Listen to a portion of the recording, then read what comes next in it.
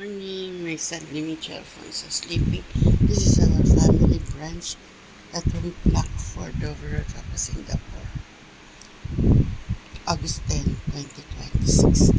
Okay? We're having my son Limit Alfonso sleeping.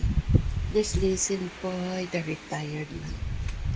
Okay, we're having bagels with scrambled egg and radish Chinese cake. Okay? Fried Chinese cake. Okay. Enjoy atong Blackford over Singapore. August 10, 2026. We still have remaining velvet red cheesecake. Okay. Enjoy Singapore. This is Japanese red velvet cheesecake. Okay. Enjoy folks atong Blackford over Singapore. August 10, 2026. Enjoy Singapore.